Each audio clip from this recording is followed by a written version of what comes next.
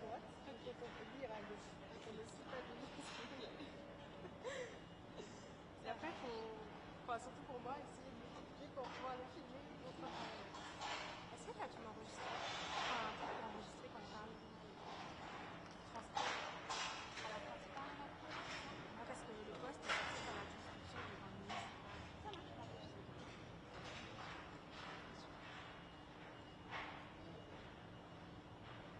Mais de toute façon, on parlera à la presse au début, on va juste s'envoyer. Et après, alors, attention. Oui, donc nous on suit, il arrive juste après. Ah oui, il arrive juste après. Je te prends une pente route. Voilà. Oui, parce qu'en fait sur Google Maps ça t'amène là. Ça m'a fait ça le. Et je pensais que t'étais déjà venu. Et aussi, on regarde là.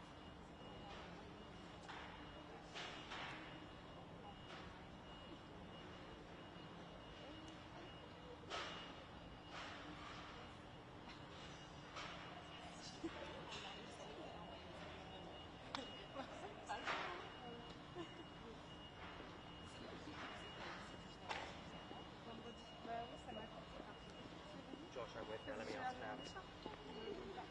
Hi. Will your minister do a doorstep? Yes. He will. Okay, fine. Do you know who it's going to be with yet, or not? Which journalist will the minister be doing the doorstep with? I mean, he's trying to talk to the press. Fine. I was trying to find the Yeah, no, that makes sense. I didn't find That's them. fine. Okay, cool. No problem at all. That's all good. I will just let them know that they're ready. Okay, yeah, if they find the French media, it would be good to show them when the minister arrives. Great. Cool. All right. Thank you.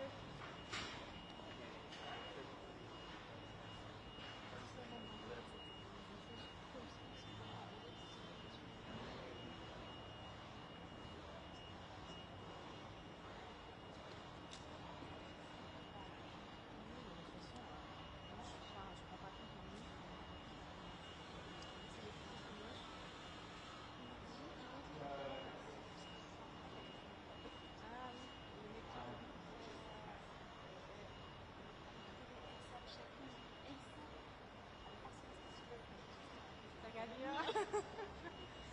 Chacune des photos d'eau et le doorstep. Ça, c'est bien. Le doorstep, on l'a pas dit, c'est parti. Non, doorstep, c'est bien. T'as demandé quoi sur le doorstep?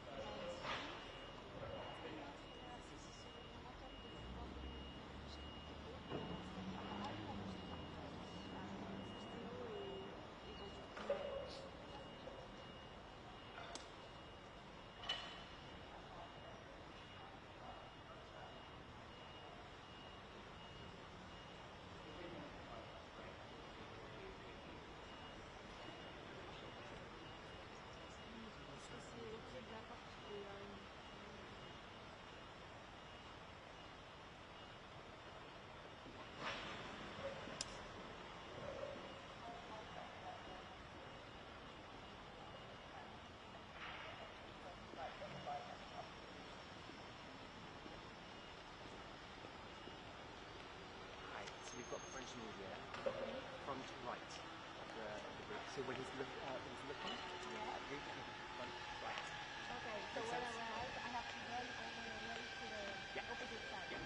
So it's the side from which is front. Exactly. So when he comes in, he'll be there in front media front right. Okay, Make sense? perfect. Yes, and it's you can be answered. Yeah. And TF1 and the Echo. And there's it. Yeah. Just the Echo or TF1? I think it's on that list I said. Because TF1 it's written as yes, but I didn't see I'll double check.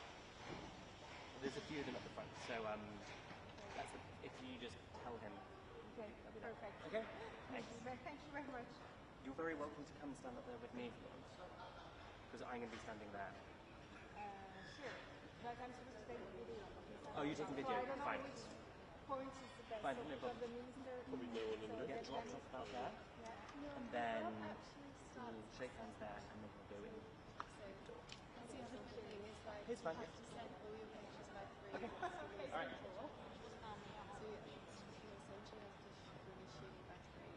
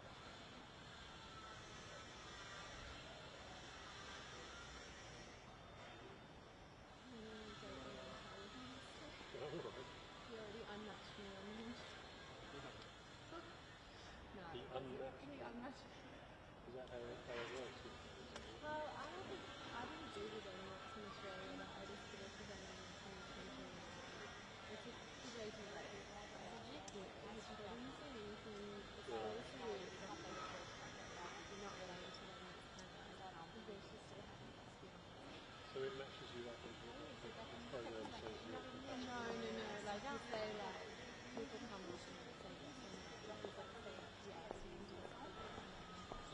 And the other one, that one's for people. Yeah. En fait, la dernière fois, tu les as fait faillite, donc t'as le temps de faire les deux. And I took them. J'ai le temps de faire les deux. But still, I just felt like Ah non, mais moi je les bosse là toujours. Voilà, pour le numéro de 25, ça c'est très important. Ça, je fais des réseaux, de la polyvalence, open to aller voir une chercheuse pour rencontrer des célébrités. Voilà, et après, on profite de ce petit moment ensemble pour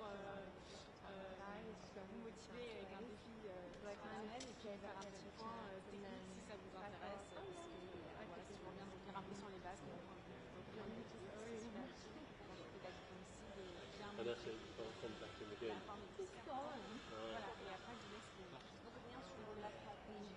Non, some Italian experience. attention à ce que tu as fait pour faire du slide, des défis. Tu vois, par exemple, tu peux leur faire dans la imaginez, pour faire une mise en situation, là, deux personnes parmi vous font les ministres, les ambassadeurs, et un autre fait une photo. Comment vous faites dans cette pièce une belle photo? Tu vois? Tu vas voir comment ils se positionnent, tu vas où ils se mettent par rapport à une et tout, et tu vois ce que ça rend, et après, trop bien. Ça, je pense à tout.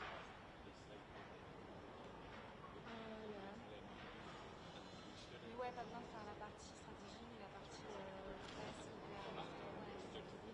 la partie Oh my god! photo et comment écrire un bien sur les réseaux sociaux. Ok, d'accord. Allez.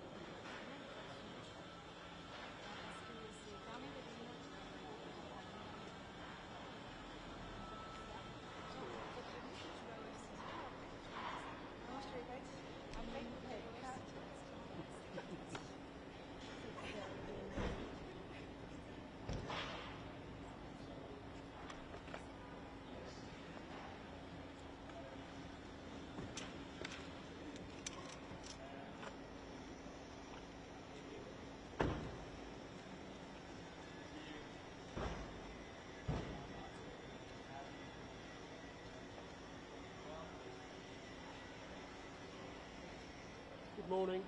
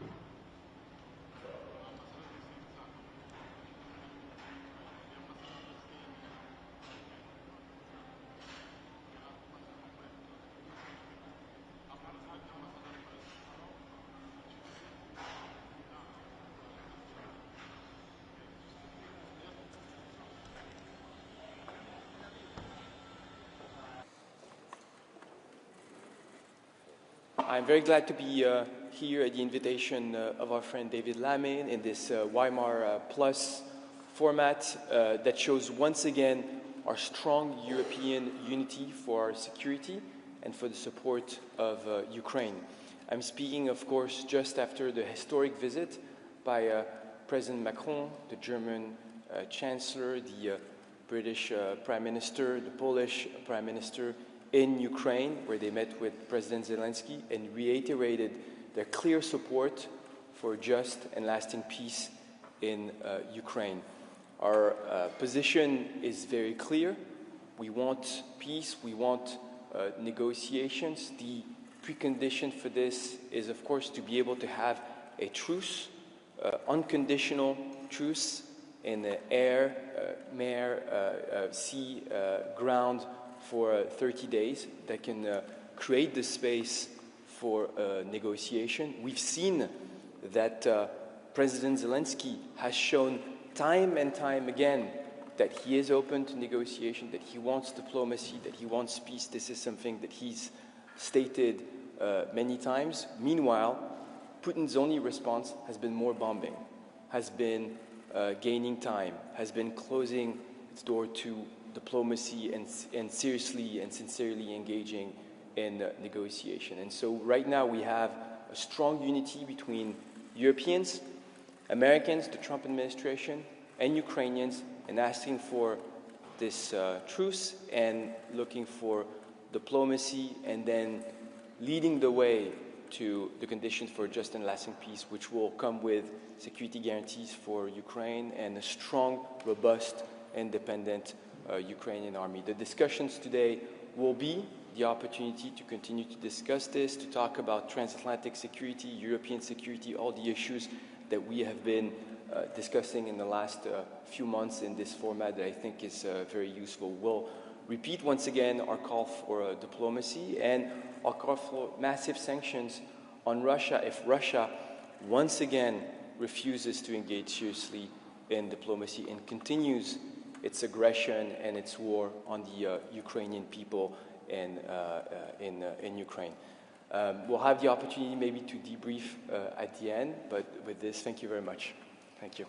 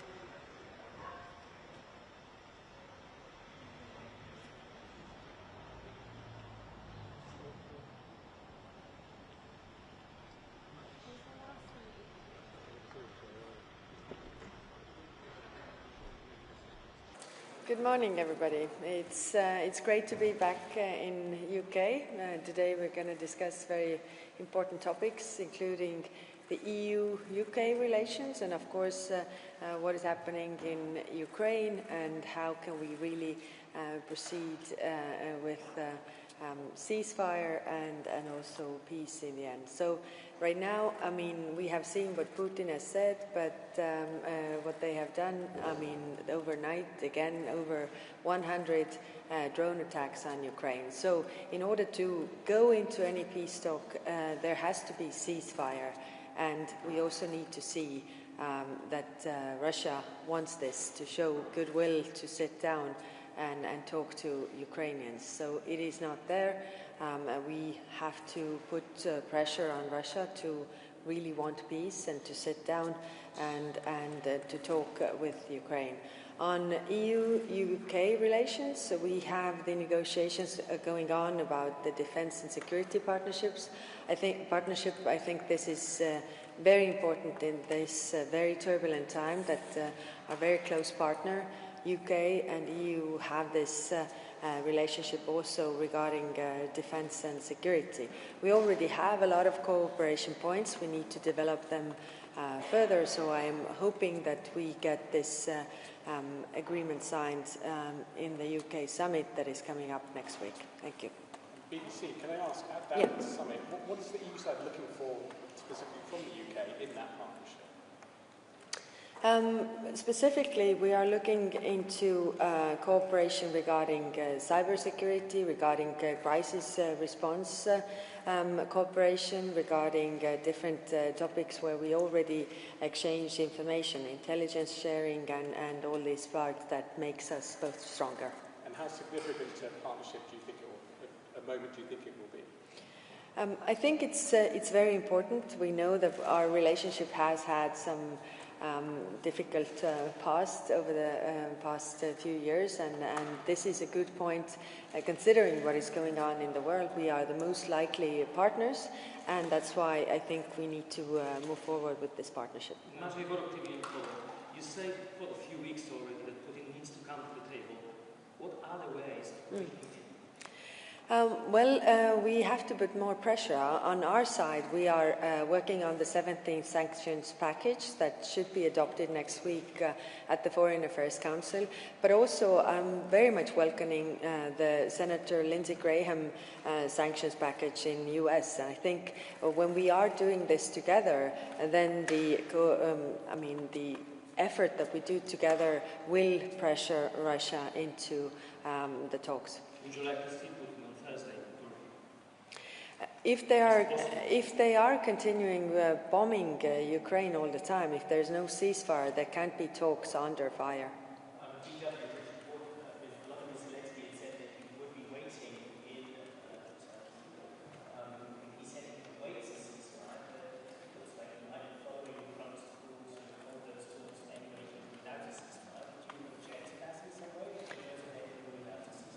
Well, we want to see also that Russia wants peace. I mean, it takes two to want peace. It takes only one to want war. And we see that Russia clearly wants war. It has been over 2 months already when Ukraine agreed to unconditional ceasefire. Russia has just played games. So I think they are playing games right now as well.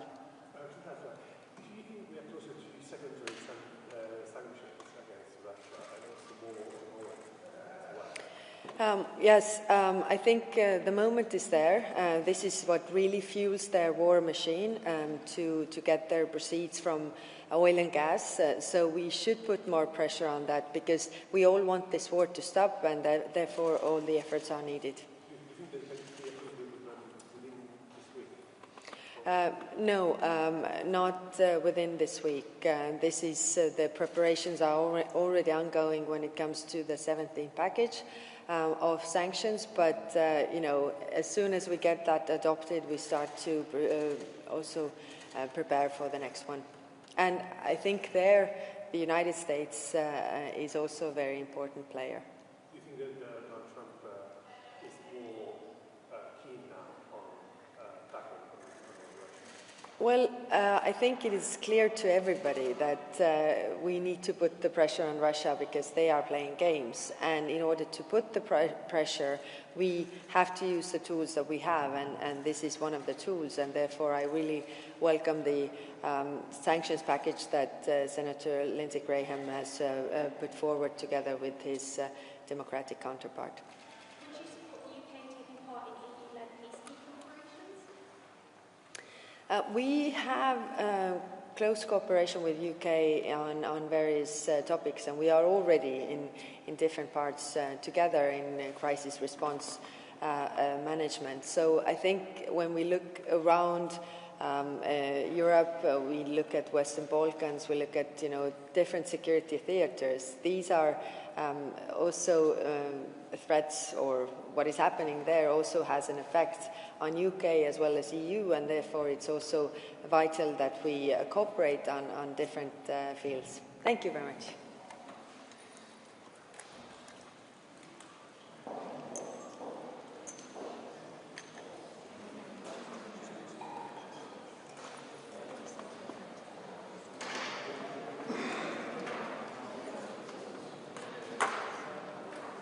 Polish Foreign Minister's coming in next. So if any Polish media wants to make themselves close to the front, that'd be great.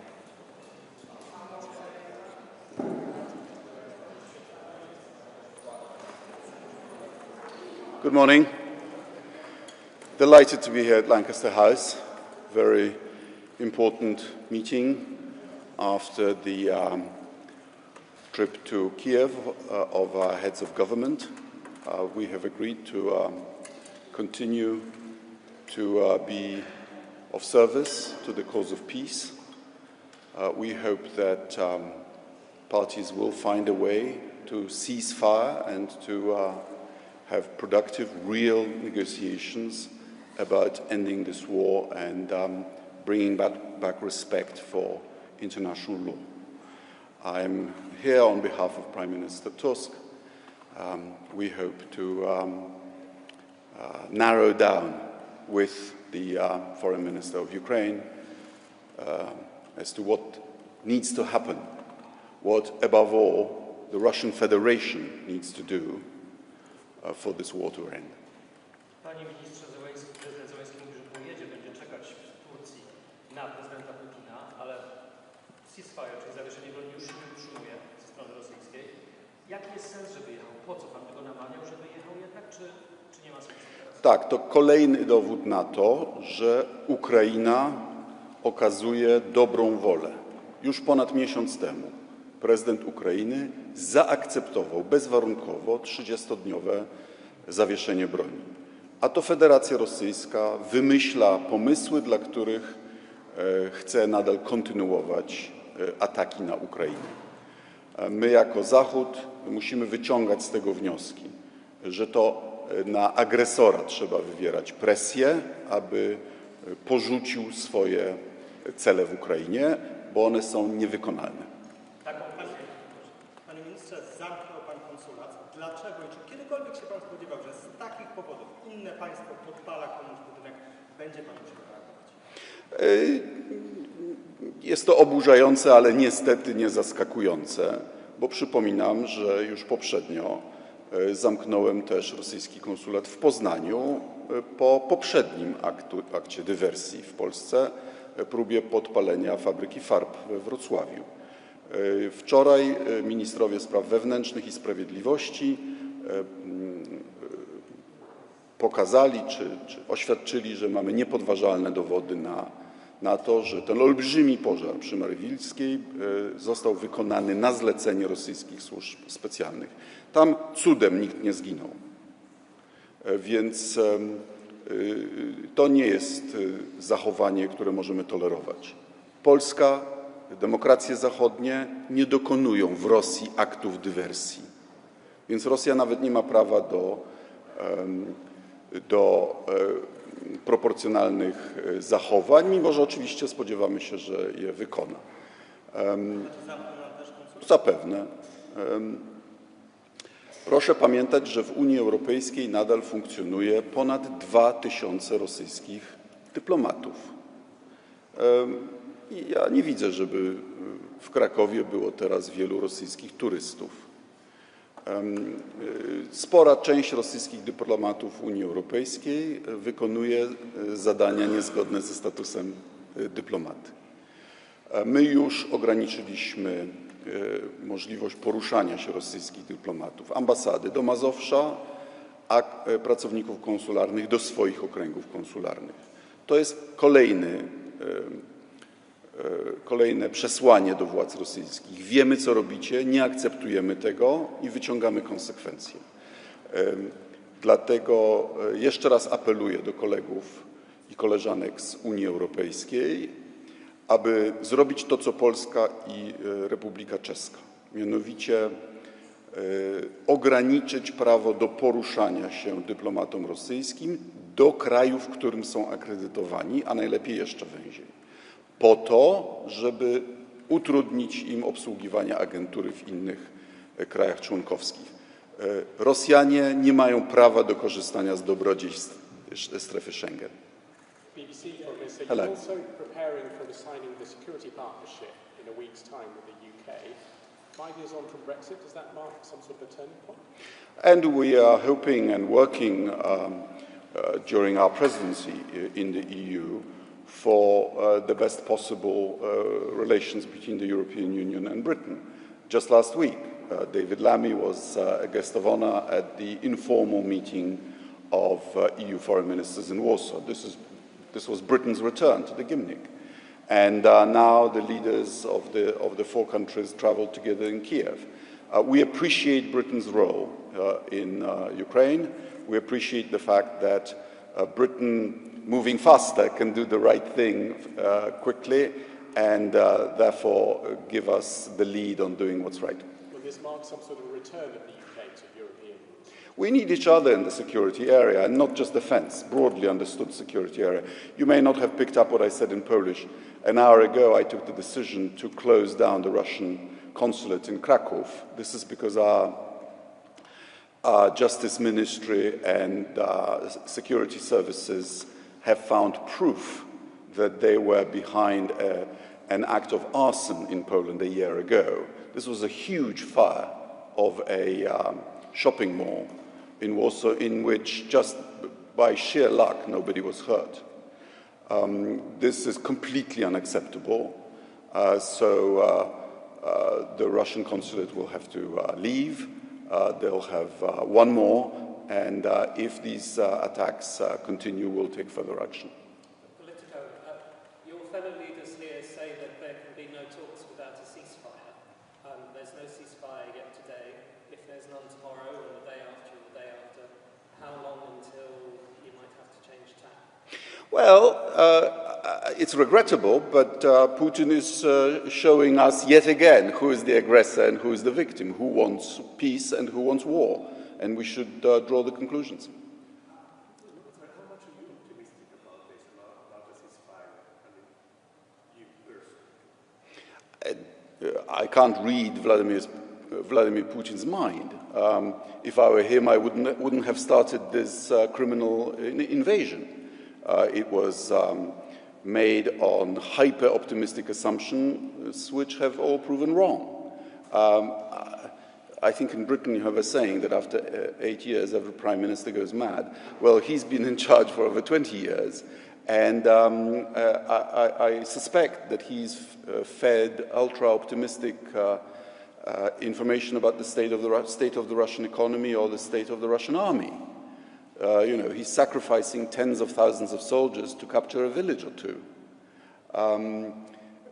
It would be sensible to end this misfortune, this criminal war, but Mr. Putin is not sensible. Well, if he yet again rejects a ceasefire, then the logical conclusion is that pressure should be brought to bear not on the victim of aggression, but on the perpetrator of aggression until he feels the pain and becomes more reasonable. You mean which kind of pressure? Secondary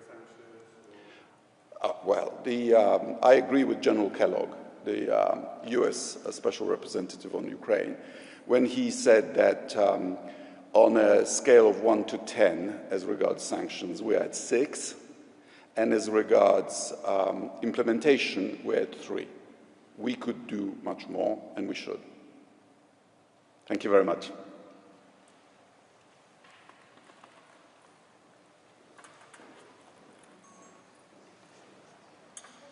We'll have the Spanish Foreign Minister arriving in just over 10 minutes.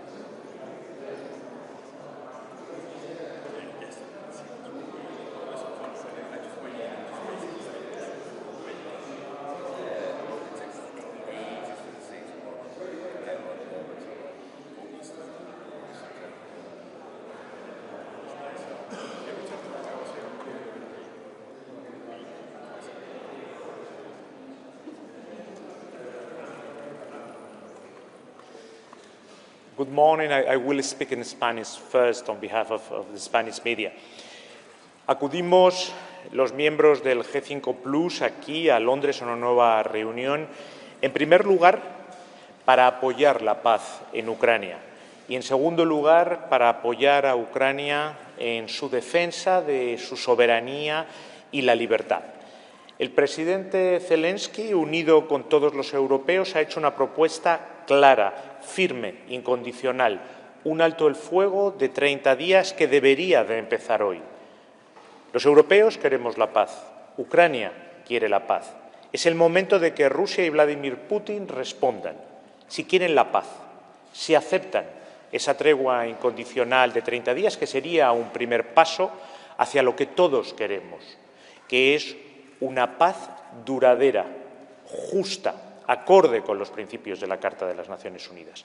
Y, mientras tanto, los europeos, y hoy lo vamos a reafirmar, vamos a seguir apoyando a Ucrania tanto tiempo como sea necesario para que conquiste esa paz, para que conquiste definitivamente su libertad y su soberanía con todos los medios que tenemos a nuestro alcance. Un apoyo de todas las maneras posibles, incluido el equipamiento militar, un refuerzo de las sanciones, la utilización de los activos rusos congelados en nuestras manos y, por supuesto, la defensa del derecho internacional humanitario y de la Carta de las Naciones Unidas.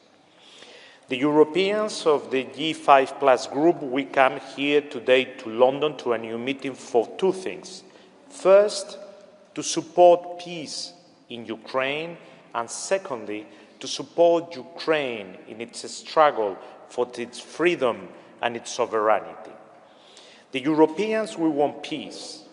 Ukraine and the government of President Zelensky want peace. Now it's up to Russia and Vladimir Putin to give their answer. Do they want peace? President Zelensky, together with all of us, has put on the table a very clear proposal. A ceasefire, unconditional, for 30 days. That will be the first step towards what we want, a lasting and just peace. And a just and lasting peace can only be based on the very basic principles of the United Nations Charter.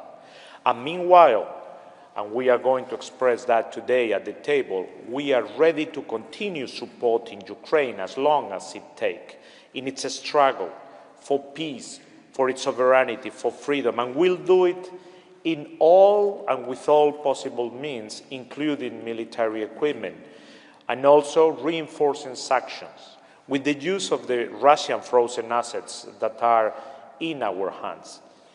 It's time for peace, but it's also time to support Ukraine, because in Ukraine we are defending the very basic principle of the United Nations Charter, the dignity of Europe and also the security of Europe.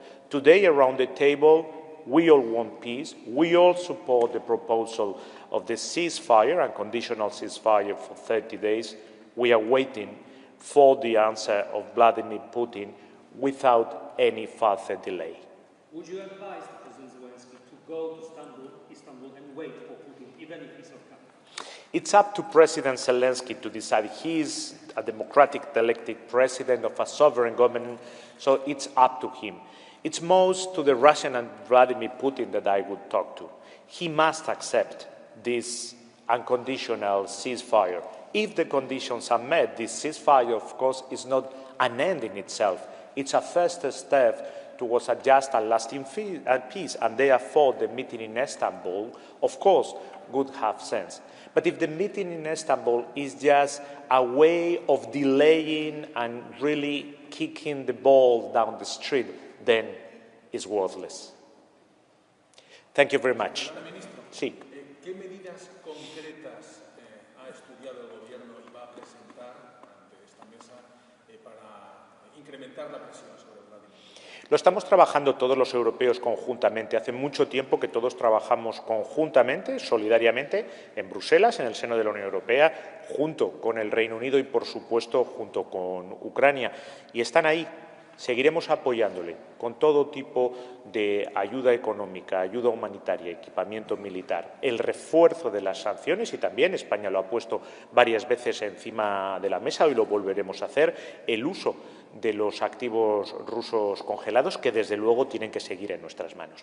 Are you concerned about the lack of, let's say, interest by the United States in Europe and in Ukraine? I mean, for instance, in Spain, this week we have the news that there won't be as many ships from the US Navy in Rota as expected. After the meeting of last Saturday of the different leaders, they had a very meaningful conversation with President Trump, and we were more or less on the same page. But we don't have to wonder so much what others will do. What we have to decide is what Europeans we are going to do, and that's what we will be discussing today. And last question before I go. Sí. Yo creo que negociaciones de paz sin un alto el fuego previo no son negociaciones de paz seria. Hay una propuesta seria, concreta, un alto el fuego de 30 días, que es incondicional. Eso es lo que demuestra quién quiere la paz, como la quiere el presidente Zelensky, Ucrania y los europeos, y quién prefiere la guerra. Muchas gracias. Thank you.